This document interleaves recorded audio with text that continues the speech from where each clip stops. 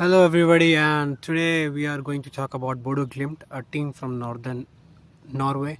So when you think about Norway, you think about Northern Lights, Erling Haaland, Norway national team, but not a club from Norway. Usually not a club from Norway because you don't see them often in Champions League or any other European competition. But I mean, they do play, but they don't get the spotlight. So that's what we think about when you think about Norway. But recently, we all know what BODO GLIMT did in the Champions League. With their great UCL campaign, everyone knows them. I think at least every football fanatic knows about them, right? Even the casual who watch Champions League know about them. So, uh, but for me, my perception of them was different because I've been watching them before this UCL season, and I saw them beat Celtic in 2021-22 Conference League knockouts, and then they showed up in Pro Europa League 2024-25 campaign where they reached the last eight, eventually losing to the champions Spurs. So yeah, so that was my perception. A good team, very good in their home stadium in front of 8,000 people. Yeah, that's their capacity. That's the capacity of the BODO GLIMT Stadium. I can't pronounce the name. It's very hard to pronounce. So I will just put in the video. Now, what they did in the Champions League is they qualified for this 2024-25 campaign. It was the first time they qualified for UCL. So there's that. So in the league phase, they beat big teams like City and Atletico, drew against Dortmund and Spurs, which helped them to get a playoff spot. They ended the league phase in 23rd position, so they managed to get a spot, get a playoff spot. So if you are in playoff, we all know that what happens. So you get to play a much harder opponent. Sometimes not. If you're lucky, you get easy opponents. But BODO GLIMT got 2 times finalists in last 3 years: Inter Milan, Internazionale, and everyone thought this Cinderella run will end right. But to everyone's shock, BODO GLIMT not only defeated Inter Milan, but they thrashed the Serie A leaders 3-0 in their home, and then get a result in Italy, progressing to round of 16, where they got Sporting, right? Sporting CP. So everyone was like, they have beaten teams like Man City, Atletico. It would be easy draw for them to get past Sporting CP. So what happened next? We all know that they didn't disappoint anyone and thrashed Sporting in their home 3-0. In the next leg in Alveda, Portugal, Sporting pulled off a miracle of a comeback and scored past 5 goals, 3-0 in 90 minutes and 5-0 then in extra time, to progress to quarterfinals, right?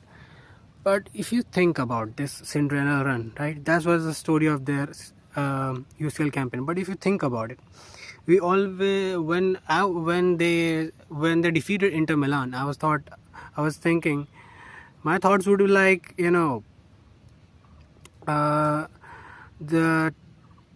we have a Cinderella run, right? But it's nothing like we haven't seen, right? We had teams like Villarreal when they defeated Bayern to reach the semi-finals. Right. Now then again, we saw Ajax defeating Juventus, after they pulled off a great comeback against Atletico in 2018-19 season. So I was like, yeah, we're gonna get a team.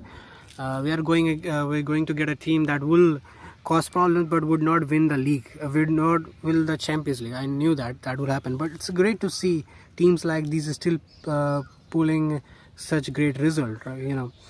Because you want to see the teams from other leagues also show up, not just the traditional top 5 leagues. Sporting are doing a great job by reaching the quarterfinals. Who knows, they might pull a great miracle of game against Arsenal. Thing with Arsenal is, I think you would not be what there you would not be scared of their front three. You are scared of their defense, right? So you can score a goal and just sit back for 90 minutes. That's the only advice I will give Sporting, but they know better than me, so I will leave that to them. So I made this video because I wanted to talk about BODO GLIMT and their history, and that's the UCL season we all know about, right? Now we will talk about their history a little bit. So what happened, did I mention? I don't think I have mentioned this. Even though they pulled such a great campaign in Europe, they still lost their league by 1 point. Vikings, they lost the league to Vikings. They got 17 points and Viking got 71 points. So they lost the league to Vikings. So if BODO is that good, and I can only imagine how good Vikings were, but we have to understand this, like league football is different than knockout football. Knockout football is like do and die. League football, you think you have what's the word I'm looking for? You have that you have patience. You can get bad results, still end up winning the league, right? So league football is a bit different from the knockout football. It's probably the reason why Juventus, Barcelona and Bayern Munich didn't dominate the Champions League in last 20 years. It was Real Madrid. So league winners are champions, but they don't always equate to what champions of Euro. It's not if you're champion in your domestic league doesn't mean you will be champion in Champions League, because it's very different competition. Now their history, the BODO GLIMT history is a bit. It's not that of a big. They were not a big club, They were a team from northern Norway, and they were not allowed to compete in the first division till 1973, and then 1975 they won the Norwegian Cup. Norwegian Cup. FA Cup equivalent of Norway. And then they were promoted in 1976, 2000. Why I'm saying 2000? In 1976, right? However, it was not smooth sailing for them in the league. They were sort of a yo-yo club, right? They get promoted and then they play some season in the top flight and they will get relegated. So that was like it was like surviving the top flight, but.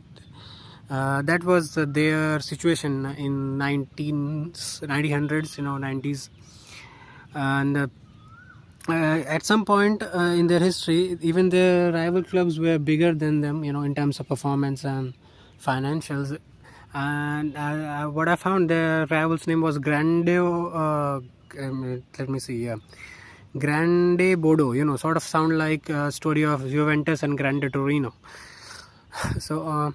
Also found out that BODO uses slash. The reason behind that is the slash, is that originally it was a hyphen, right?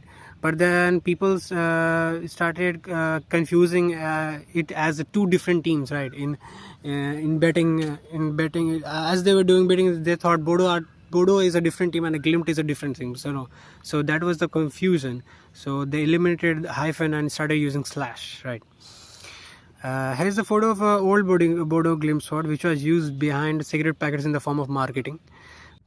They also have a tradition of bringing big toothbrush to their games to support their team, and I think it's a very good tradition. It's a unique tradition.